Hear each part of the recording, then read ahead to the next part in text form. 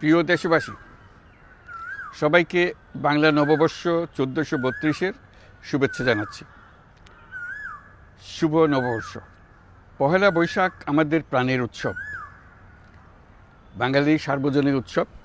পুরো পৃথিবীতে যেখানে যেখানে বাঙালিরা আছেন, আজ আমাদের সবার আনন্দের দিন, বর্ষবরণের দিন।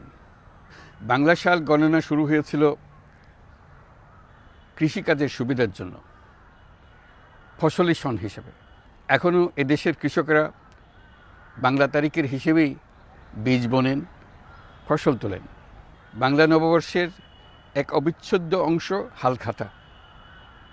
এখনকার আধুনিক সময়েও এখনও এই হালখাতার ঐতিহ্যকে ধরে রেখেছেন বাংলাদেশের হাটে বাজারে, শহরে বন্দরে।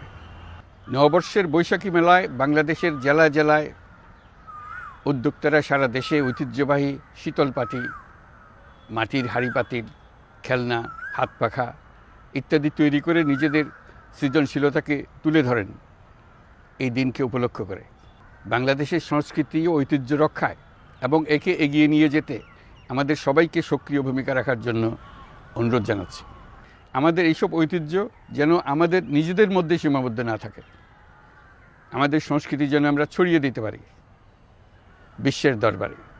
বছরের এই দিনটিতেই আমরা সুযোগ পাই আমাদের সুদীর্ঘ ঐতিহ্যকে নতুনভাবে নতুন প্রজন্মের কাছে উৎসবমুখর পরিবেশে তুলে ধরতে এবং পৃথিবীর সামনেই তুলে ধরতে।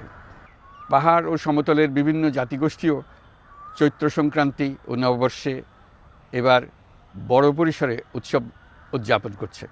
পহেলা বৈশাখ সম্প্রীতির দিন, মহামিলনের দিন, আজ সবাইকে আপন করে নেওয়ার দিন।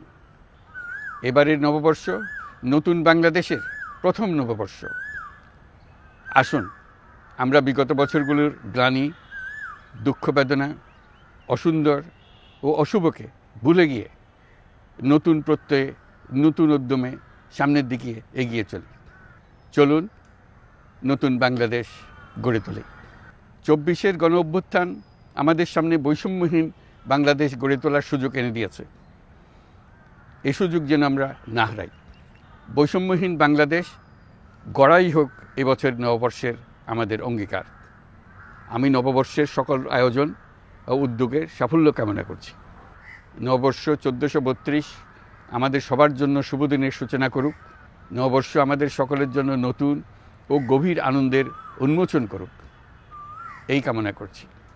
সবাইকে আবারও আমার নববর্ষের শুভেচ্ছা ও সালাম জানাচ্ছি। আসসালামু আলাইকুম।